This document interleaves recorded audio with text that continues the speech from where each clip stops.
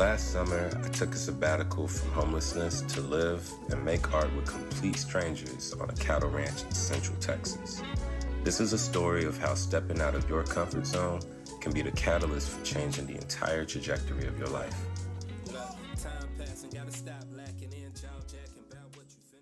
Welcome to the beautiful, serene Texas Hill Country.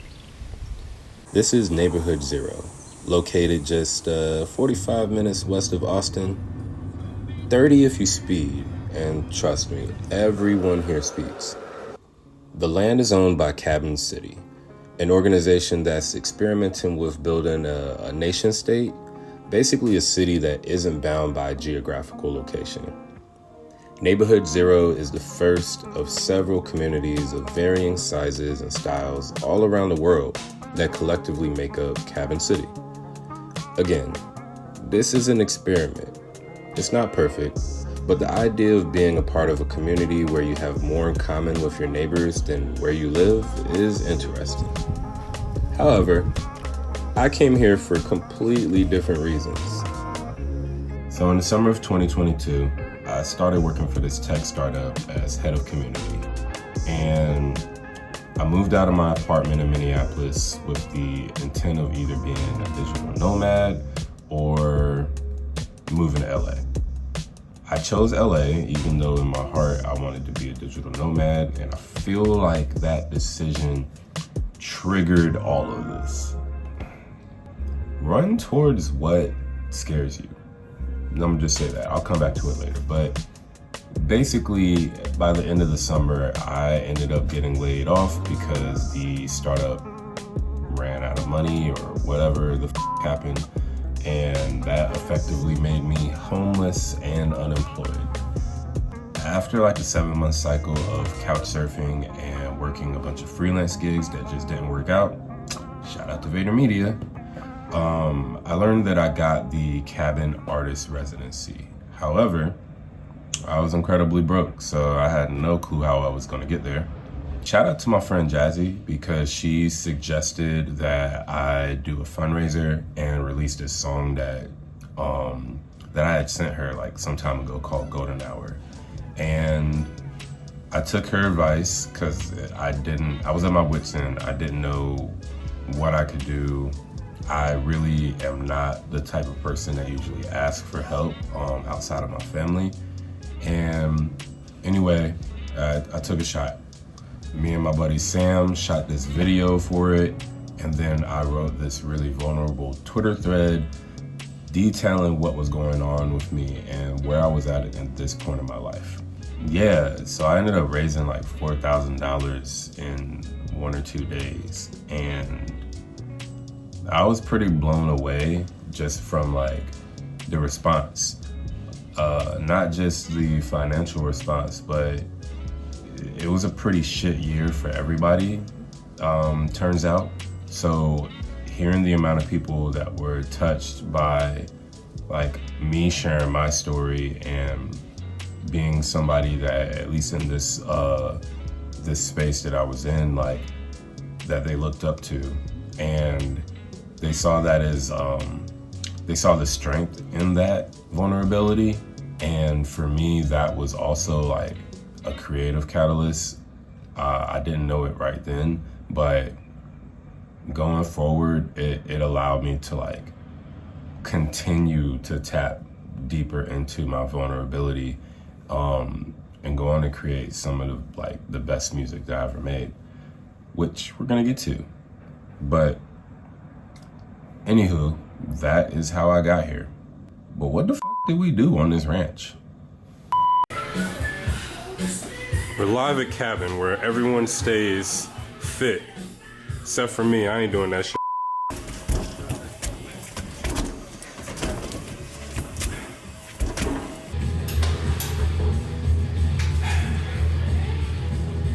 So, really fit butt chair.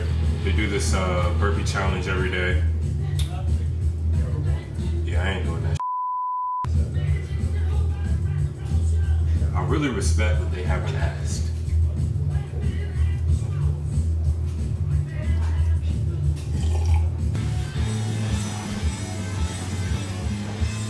What's the count? Did 50 today. 50? 250? One, just 50. What's up?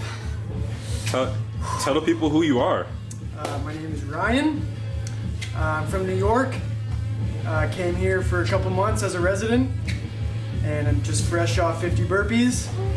Trying to catch my breath. Get that camera out of my face.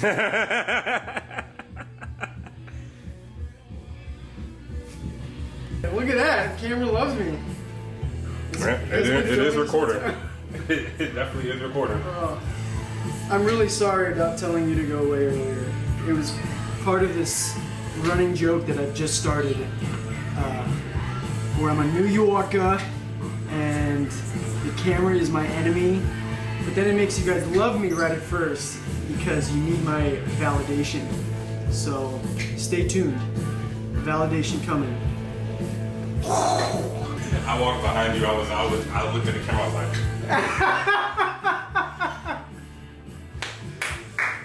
that's what it's about, man. I always wanted to be on a reality show just because I would be like, I would have a whole created character for the thing.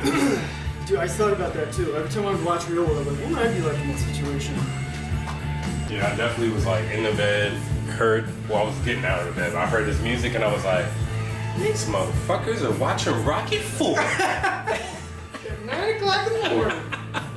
Couldn't wait to get up and watch Rocky. There's a death in that one. Yeah. I mean, shoot. Back-to-back movies. Yeah. Just losing people left and right. Poor Rocky. At least Adrian sticks around. Until... What? Come on. Bro, I haven't seen any of the movies. I haven't seen any of the movies, but I can just imagine. I feel like, because I'm like, yo, he gets old as hell in one of them. So, she gotta be old as hell too. Yeah, but he's still boxing. When Yeah, that's what I'm saying. Like, what's motivating him at that point? Creed. I don't know. But the new Creed movie, I do want to watch it because they like took scenes from iconic anime fights, like took choreography and put it in like that match.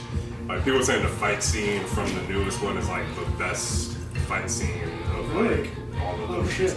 Yeah, which I appreciate I really appreciate the storytelling of like the first few movies, and that it's like really like not even, it's about boxing, but it's not. It's about like work, just someone getting it out of the mud, finally getting the chance, and like all of his like struggles as a man and shit. So they did a similar. They did an homage to Akira in Nope. Yeah, with the bike slide. That's pretty chill. That made me happy. It definitely made me happy. That's one of those movies that I like know isn't like actually good story-wise, but animation-wise and stylistically, it's like, yeah. anytime I watch Akira, I'm kind of like, this doesn't make sense. This doesn't make sense. Back in the 80s, it didn't have to make sense. No, just the fact that somebody like drew all of those frames is insane. 3 Benjamin Button kids. So fucking weird. Yeah. I don't. What does that do? What's the appeal of the cold plunge? I thought you never asked me that. He said I thought you'd never ask. Roll the camera. So they do this cold plunge. Are we rolling? Oh, it's been rolling this whole time. So this episode is called Shit I Ain't Doing. Michael Phelps had this diet of like 10,000 calories a day when he was winning all his medals, and this NASA guy, it didn't add up. And so he started studying it, and he found out that the reason that he wasn't gaining a bunch of weight was because he was spending like 8 hours a day in a pool that was like 60 degrees. So when you're surrounded by cold water, your body has to like mobilize calories to stay warm. Oh shit. Oh shit. This mother waiting for us. He's waiting for us like, yeah, what's up? All right, so For the people watching at home, this one is the asshole. Yeah, this one is looking at me like I'm crazy. Trying to kill me. Right? Do we pet him or? Oh, I don't have sugar, my friend. I'm sorry. Don't cut yourself. Is that what they like, is sugar? Smell me? Good boy. So, Cal, how do you feel about your stay at cabin? Pretty chill. Eating some good hay today? Or is it mid? We're in the natural habitat of the longhorn cow. Well, actually, that's cap. This is not the natural habitat. Did it just try to bite you? No, it just tried to lick me with that crazy big tongue. Moo! Dude, this is crazy. He just looked at me like, what the did you just say to me?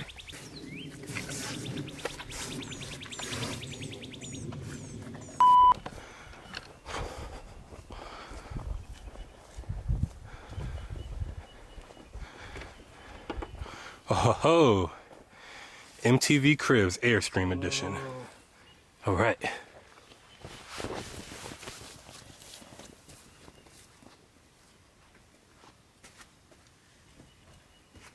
So here at Neighborhood Zero, this is where we cook all of the meth.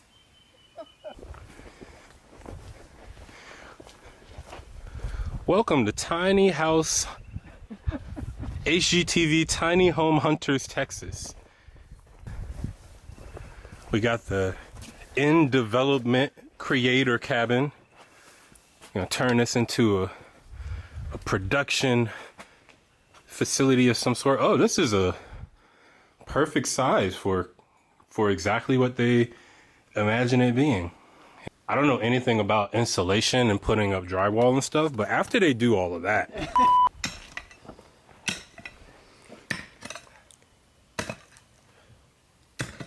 here we have our cabin naturalist and his natural habitat. Thank you for laughing at that terrible joke. This is the hard part of the job, chopping through rocks. So you chop through the rocks and then you're filling this up with rocks? Yeah, basically carting all the rocks and rocky soil out of here and then filling it in with mulch and garden soil so we can grow things. So they're basically in-ground garden beds. The easy way to do this is to build a platform and just fill a bed with soil, but I'm doing it the hard way. I want the people at home to know that he's doing this after doing 400 burpees this morning. 200. only 200, guys. Only 200. Stay in shape out here. Last question before I leave you be. What all do we have planted so far? So we have lettuce, watermelon, yellow pepper, cabbage, radish, tomatoes, beets, Brussels sprouts, kale, and more radish, and some flowers. Oh, fire. Yeah. And you started this from scratch, or was any of it begun? It was just, no, it was just like a flat, rocky ground. So everything here was dug out from scratch. And we already got the radish popping up. Planted it about 2 weeks ago. So, This is 2-week-old radish, people. yeah, just babies. Awesome. Thank you very much. Yeah.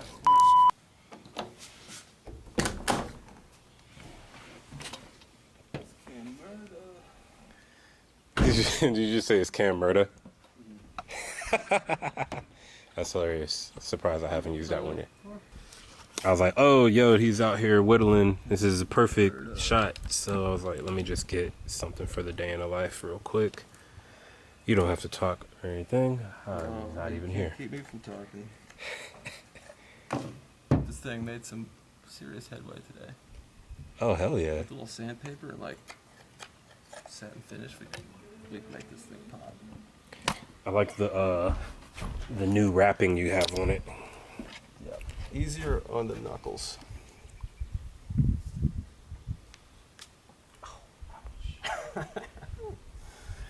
go. Look at this, I'm gonna get the hell out of the way. It's oddly satisfying. This is super satisfying. We should get some watermelon or something, just like nuke them. We should. Fruit Ninja? Done. That's like that's a game.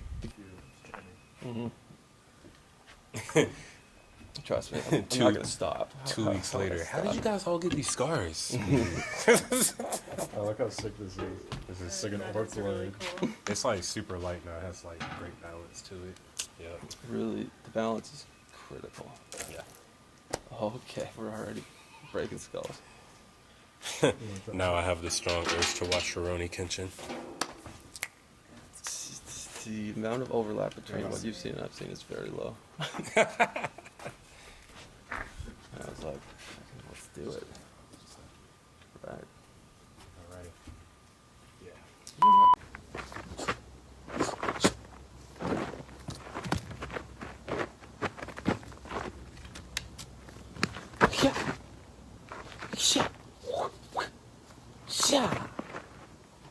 Yeah.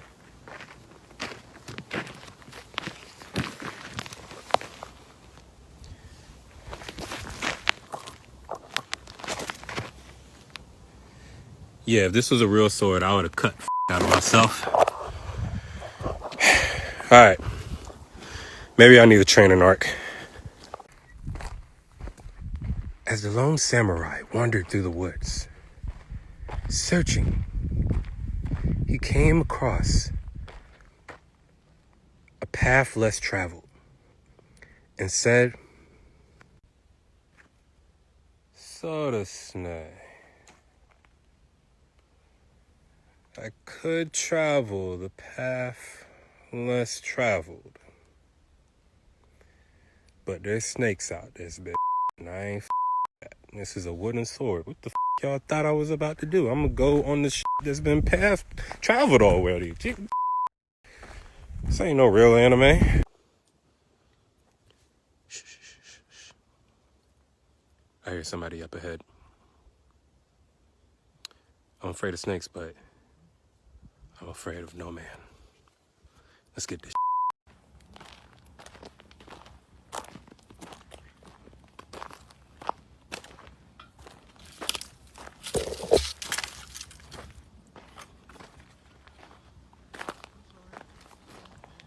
Oh, my comrades have been trapped by a savage beast known as Cow.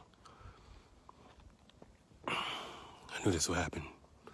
So I told these inside. Now I gotta go over here and rescue them with a wooden sword and some bull. Stay calm, guys. I'm coming. Will Cam Murdoch rescue his comrades? Find out on the next episode of Cabin Ball Z. Today we are gonna flip some city pop. So I kind of want to sample something that's like not the most popular city pop song ever. We're gonna go with "It's So Creamy," and yeah, let's have a listen to it.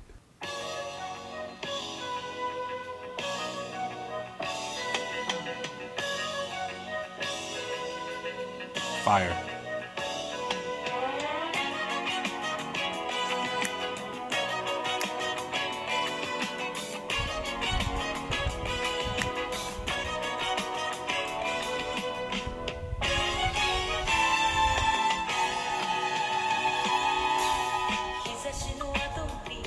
Spitting.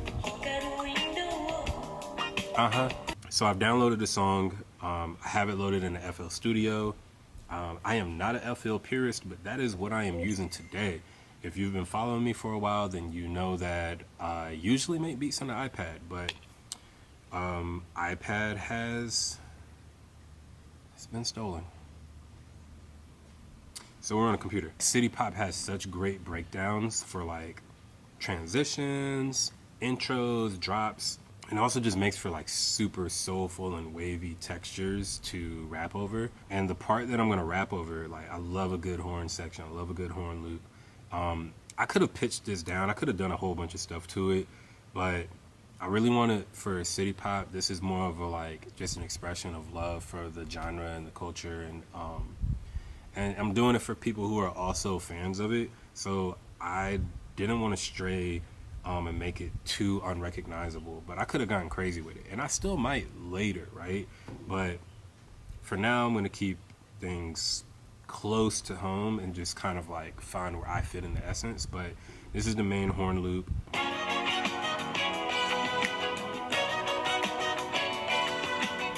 Yeah, and like I said, I could have pitched that down, and it sounds fire pitched down. Like,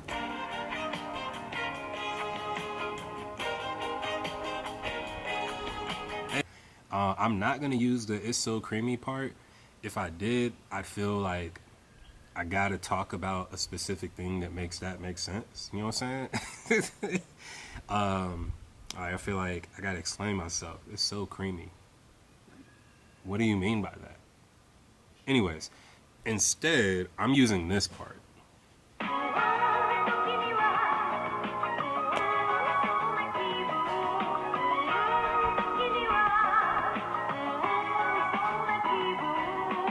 I use that part and I put like a low pass filter on it, very simple one, just like, it's kind of like taking it back, since I'm taking it back to the essence, like after I do my like rippity rapidy thing. That low pass filter has just like a nostalgic feeling to me. It feels like everything suddenly becomes a Polaroid or a VHS tape. And so that's why I have that in there.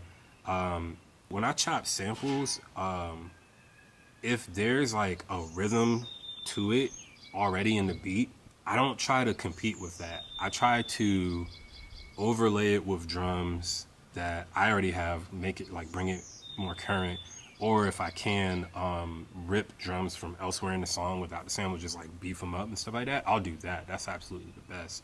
Yeah, so if you listen closely on this, you'll hear like the rhythm in the background.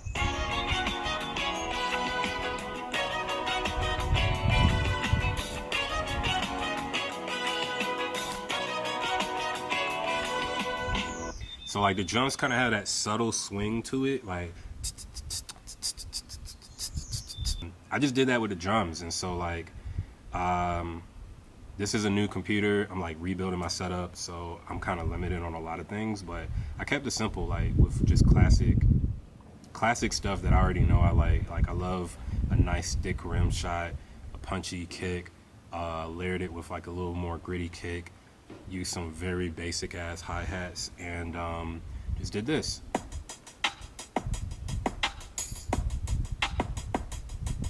So when I put it all together, it sounds like this. Yeah, I was down bad, now I'm diddy bopping. Gotta get the city poppin', don't have any option. Way I chop it up and flip it, this a Benny Hannes. Now it's time to scale it up, that's a pentatonic. I was sippin' on Polonas, don't be gin and tonic.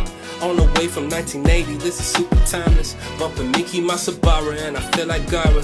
They can't touch me, I've been stacking up the karma, and my squad look like Kara Tsukiyomi, I can niggas sleep. If you on my level now, no, I never peep. I just hit another gear, Luffy couldn't reach. Never felt like Big Meech, more like Marshall Teach. Shorty better look like Nami, or she pocket watching. Yeah, I was down bad, now I'm Millie rocking. Finally got the city poppin', they ain't had no option. This ain't even canon, it's a filler art, but they know it still is hard.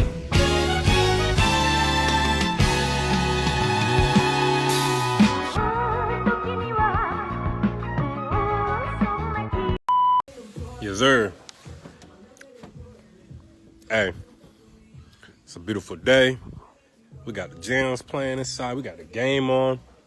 We got a grill going. We got glizzies. You know what I'm saying? What more could you want? It's a gourmet glizzy, too. All right, thank you for tuning in to the first episode of my Redacted Adventures. As you can see, the sun is shining, and I'm going to go get some of that right there.